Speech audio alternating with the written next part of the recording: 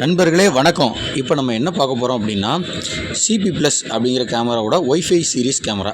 இது வந்து set 45Q அப்படிங்கிற ஒரு மாடல், லேட்டஸ்ட்டாக வந்த மாடல். நல்லாயிருக்கும். உங்களுக்கு ஒரு 360 டிகிரி உங்களுக்கு ரொட்டேட் ஆகிற ஒரு கேமரா, 2-வே ஆடியோவோட வர்ற கேமரா.